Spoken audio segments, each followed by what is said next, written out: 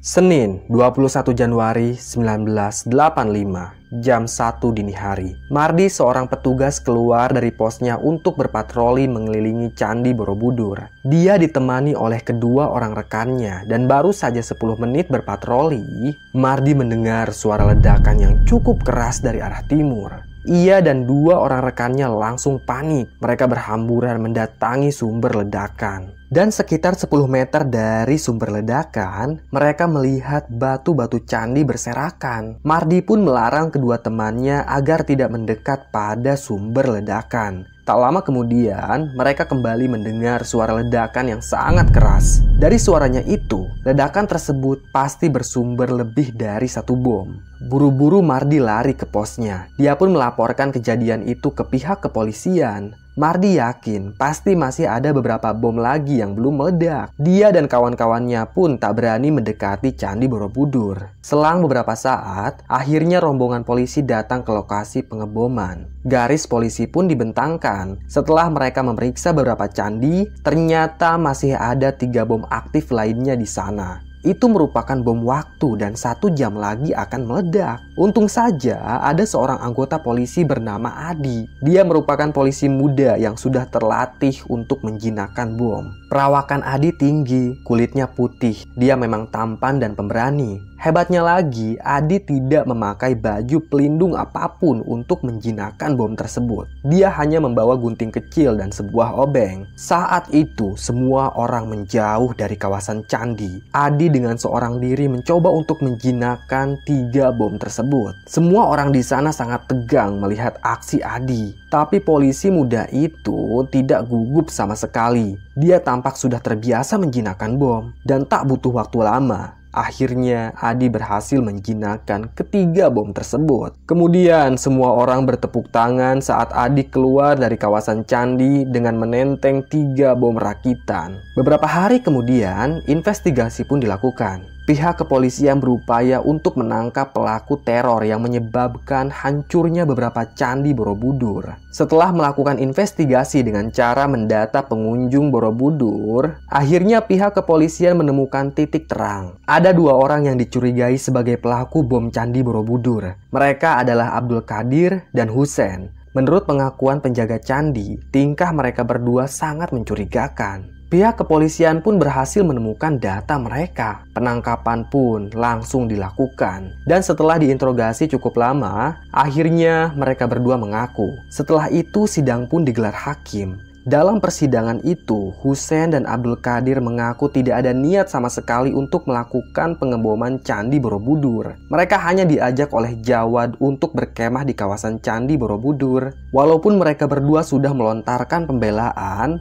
tapi hakim tetap menjatuhi mereka hukuman penjara yang berbeda. Adi yang saat itu belum puas dengan kasus pengeboman candi, dia meminta pada atasannya untuk dimasukkan ke dalam tim investigasi pencarian Jawad. Menurut informasi yang diberikan Abdul Qadir, Jawad ini masih tinggal di kawasan Magelang. Lelaki itu memang suka berpindah-pindah kontrakan. Dia tak punya keluarga, umurnya kisaran 37 tahun. Jawad adalah orang yang sangat berbahaya karena memang dia pintar sekali membujuk anak-anak muda untuk dijadikan teroris. Adi dan kedua orang kawannya memulai investigasi untuk mencari keberadaan Jawad. Ketiga polisi itu mendatangi rumah kontrakan Jawad untuk menggali informasi dari penduduk setempat. Sesampainya di sana, rumah kontrakan Jawad sudah kosong melompong. Kata pemilik kontrakan, Jawad sudah pindah beberapa hari yang lalu. Apa ibu tahu Jawad pindah kemana? Tanya Adi. Dia dan kedua kawannya tidak mengenakan seragam polisi dan hanya mengenakan kaos hitam, juga celana levis. Wah, kalau itu ibu tidak tahu,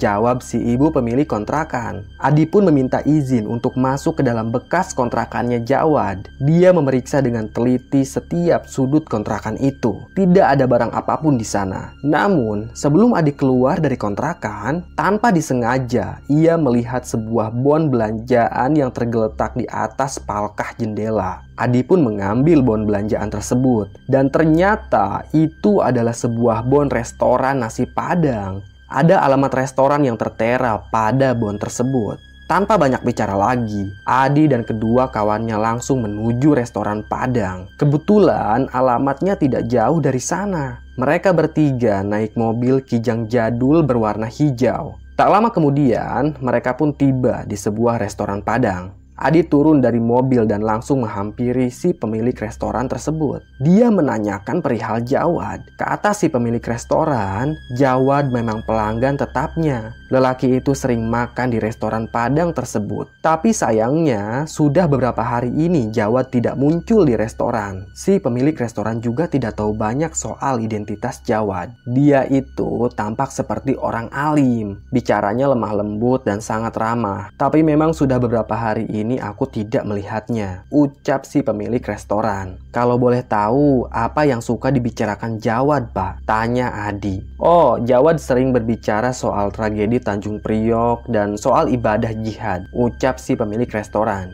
Adi diam sejenak. Dia tampak sedang berpikir keras. Apa dia pernah mengajak Bapak untuk pengajian atau diskusi soal jihad di suatu tempat? Tanya Adi. Oh iya pernah. Jawad pernah mengajakku untuk diskusi keagamaan di Majelis Taklim Al-Jawad. Katanya itu majelis taklim yang ia dirikan sendiri, ucap pemilik restoran. Tapi aku tidak pernah ada waktu dan aku selalu menolaknya, sambung si pemilik restoran. Lokasinya di mana ya Pak? Tanya Adi. Si pemilik restoran pun memberitahu Adi lokasi majelis taklim bentukan Jawad itu. Adi yakin nama majelis taklim itu hanya embel-embel saja untuk menghasut orang agar mau dijadikan alat teror. Jawad memang sudah keterlaluan. Dia bahkan menjual agamanya sendiri untuk melakukan aksi teror. Adi paham betul bahwa Islam tidak pernah mengajarkan umatnya untuk melakukan tindakan terorisme, apalagi membunuh manusia. Hal demikian itu sudah sangat melenceng dari ajaran agama Islam dan sangat menyesatkan umat.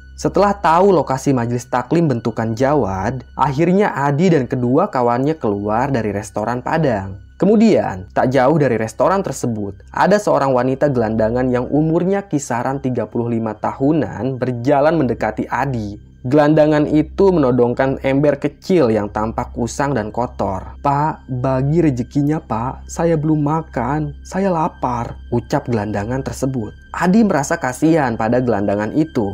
Dia pun merogoh uang receh dari dalam kantong celananya. Tapi uang receh itu tidak ada. Di dompet Adi pun tidak ada uang receh. Segera Adi minta kedua rekannya untuk memberikan uang receh pada gelandangan itu. Namun sayangnya kedua rekannya Adi juga tidak punya uang receh. Akhirnya Adi tidak jadi memberi uang pada gelandangan tersebut. Mereka bertiga pun masuk ke dalam mobil.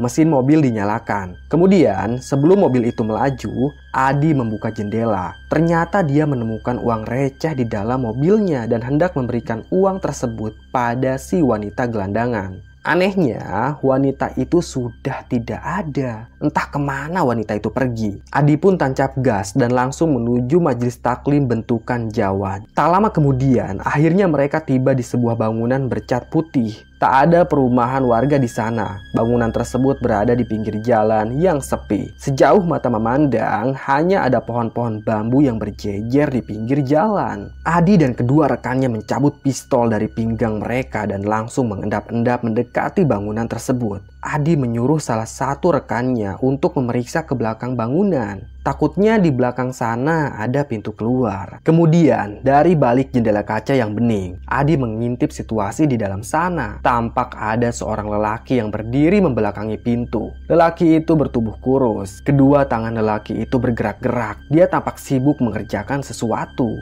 Kebetulan pintu bangunan tidak dikunci dan dengan sigap Adi pun menerobos masuk sambil menodongkan senjata api ke arah lelaki itu. Tenang Pak, kami tidak akan menyakiti Bapak, ucap Adi sambil terus menodongkan senjatanya. Lelaki di hadapan Adi mengangkat tangannya. Dia ternyata sudah tua, umurnya kisaran 45 tahun. Wajah lelaki itu tampak ketakutan. Kedua tangannya bergetar hebat dan dengan tetap waspada, Adi mendekat pada lelaki tua itu. Tampaknya memang si lelaki tersebut tidak berbahaya. Kini Adi menurunkan senjatanya. Pak, kami sedang mencari keberadaan Jawad. Apa Bapak tahu di mana dia? Tanya Adi. Lelaki di hadapan Adi tidak menjawab. Dia hanya menggelengkan kepala. Dan tanpa disengaja, Adi melihat sebuah foto yang terpajang pada dinding sebelah kanan. Segera Adi mengambil foto itu. Dan di dalam foto tersebut ada 10 orang yang duduk di lantai sambil menghadap kamera. Lalu di tengah-tengah mereka ada seorang lelaki yang duduk di atas kursi.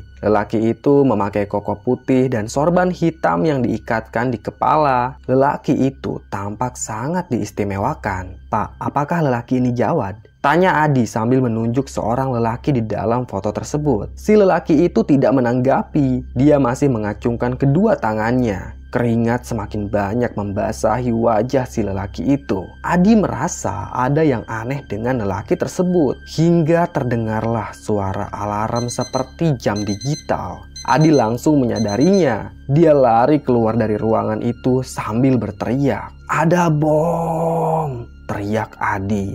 Baru saja Adi dan rekannya keluar dari bangunan itu, sebuah bom meledak cukup dahsyat. Adi dan rekannya mental terkena efek kejut dari ledakan bom itu. Wajah Adi berdarah terkena pecahan kaca. Sementara bangunan itu hancur lebur. Adi dan rekannya terkapar di atas tanah. Saat itu, Adi mencoba untuk bangkit. Dia langsung memanggil-manggil temannya yang tadi berjaga di belakang bangunan. Sayup-sayup terdengar suara Marto yang sedang mengerang kesakitan. Adi melihat kawannya itu terkapar di atas tanah sambil memegangi paha kanannya. Ternyata kakinya Marto buntung. Ledakan tadi berhasil melukai Marto. Untung saja dia masih hidup. Adi menyeret tubuh Marto agar menjauh dari bangunan yang sedang terbakar itu. Dan tak lama kemudian ambulan pun datang. Adi dan kedua kawannya dibawa ke rumah sakit. Kejadian itu jelas merupakan bom bunuh diri. Adi yakin kalau Jawad sudah mengetahui kedatangan Adi. Makanya dia menyiapkan seseorang untuk melakukan bom bunuh diri. Tapi yang jadi pertanyaan adalah, dari mana Jawad tahu kalau Adi akan mendatangi bangunan itu? Entahlah, saat ini Adi masih kesulitan memecahkan misteri keberadaan Jawad. 1 minggu kemudian, kondisi Adi sudah mulai pulih. Investigasi pun dilanjutkan. Kini dia hanya ditemani 1 orang rekannya saja. Dia adalah Hudri. Dia yang selamat dari ledakan bom bunuh diri seminggu yang lalu. Hudri tak sabar ingin segera menangkap Jawad lalu menyeretnya ke meja hijau. Adi dan Hudri kembali mendatangi lokasi bom bunuh diri. Tak ada petunjuk apapun yang tersisa dari puing-puing bangunan itu. Lalu mereka berdua pergi ke perkampungan terdekat di sana untuk menggali informasi perihal keberadaan Jawad. Setibanya di perkampungan tersebut, mereka berdua melihat ada seorang ibu-ibu yang menangis di depan beranda rumahnya. Wanita itu dikerumuni warga lainnya. Para warga itu mencoba untuk menenangkan si wanita. Adi pun segera menghampiri kerumunan warga. Dia menanyakan apa yang sedang terjadi. "Tolong anak saya, Pak. Anak saya dibawa sama Pak Jawad," kata si ibu itu sambil menangis. "Kapan, Bu? Dan untuk apa?" tanya Adi. "Beberapa minggu yang lalu anak saya ikut dengan Pak Jawad. Katanya ada diskusi keagamaan di kota. Tapi sampai saat ini anak saya tidak ada kabar dan tak pulang-pulang," ucap si ibu sambil terus menangis. "Suami saya sudah menyusulnya ke kota, tapi alamat yang diberikan Pak Jawad itu fiktif dan di sana tidak ada acara diskusi keagamaan," lanjut si ibu. "Baik, ibu tenang ya. Kami dari kepolisian sedang memburu Jawad. Boleh kami cek kamar anak ibu?" tanya Adi. Dia ingin memeriksa kamar anak yang dibawa oleh Jawad. Siapa tahu di kamar itu ada petunjuk. Adi dan Hudri pun masuk ke dalam kamar tersebut. Itu merupakan kamar lelaki muda yang umurnya kisaran 19 tahunan. Ada tumpukan kaset Tommy Jepisa di dekat radio.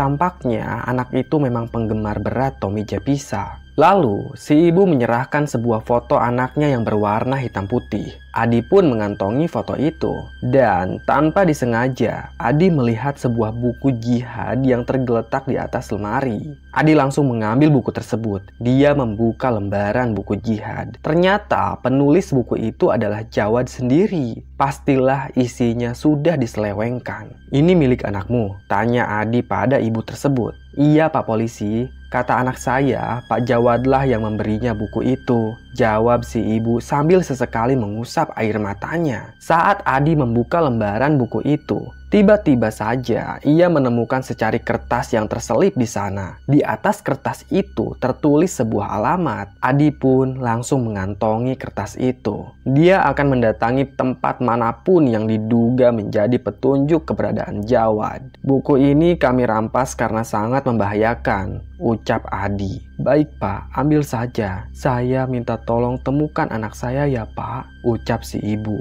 "Kami akan berusaha semaksimal mungkin untuk menemukan anak ibu," ucap Adi. Beberapa saat kemudian, Adi dan Hudri pun meninggalkan rumah si ibu. Mereka berdua akan mendatangi alamat yang ditemukan Adi dari sela-sela lembaran buku jihad. Beberapa jam kemudian, mereka tiba di sebuah pasar yang sangat ramai. Alamat di atas kertas itulah yang membawa Adi dan Hudri ke pasar tersebut. Adi mendatangi pedagang di sana untuk menanyakan informasi tentang Jawad. Setelah menanyai beberapa pedagang, akhirnya Adi mendapatkan sebuah petunjuk. Pedagang perabotan itu tahu persis alamat gedung yang sedang Adi cari. Lalu si pedagang perabotan menunjuk sebuah menara tua yang terletak di sebelah selatan pasar. Adi dan Hudri pun langsung menuju menara tersebut. Kebetulan pintu gedung di bawah menara itu tidak dikunci. Kondisi di sana sangat kumuh dan tidak terawat. Bau pesing menguar menusuk hidung. Adi dan Hudri sampai harus menutup hidungnya sendiri karena sangat bau. Mereka segera naik ke atas menara. Dan sesampainya di sana, ada seorang anak lelaki yang kedua tangannya diikat. Mulutnya juga dilakban. Anak itu mengguncang-guncangkan tubuhnya sendiri. Dia minta tali yang mengikat kedua tangan dan kakinya dilepas. Buru-buru Adi melepaskan tali itu dan membuka lakban yang menutup mulut si anak tersebut. Tak salah lagi, dia adalah anaknya si ibu yang hilang di bawah Jawad. "Awas!" teriak anak itu. Dan tiba-tiba saja sebuah peluru melesat menembus kaca jendela. Peluru itu menghantam kepala Hudri. Dia pun tewas di tempat. Darah keluar dari kepalanya. Adi segera menunduk, napasnya ngos-ngosan, keringat membasahi dahinya. Dia mengeluarkan pistol lalu mendekat perlahan ke arah jendela. Kemudian Adi merogoh kantong celananya. Dia mengeluarkan cermin kecil lalu menyodorkan cermin itu pada jendela untuk melihat situasi di luar. Tapi anehnya Adi tidak melihat siapapun di luar sana. Hanya ada bangunan ruko yang tinggi bertingkat-tingkat. Adi pun turun dari menara itu dengan membawa seorang anak laki-laki. Dan tak lama berselang, ambulan pun datang. Jasad Hudri dibawa ke rumah sakit. Korban kembali jatuh. Tapi Jawad sama sekali tidak bisa ditangkap. Pihak kepolisian sudah memeriksa semua gedung yang ada di pasar itu. Tapi sama sekali tidak ada tanda-tanda keberadaan Jawad. Menurut pengakuan anak yang diculik, Jawad beberapa kali membujuk anak itu untuk melakukan aksi teror. Tapi anak tersebut tidak mau dan dia disekap di dalam menara tersebut. Selama bertahun-tahun Jawad tidak pernah ditemukan. Adi sangat kesulitan mencari petunjuk atau jaringan Jawad. Teroris yang menjadi otak pengeboman Candi Borobudur itu masih jadi misteri sampai saat ini. Selesai. Terima kasih sudah menyimak cerita Mbah. Tunggu kisah-kisah lainnya ya. Tetap sehat dan salam merinding.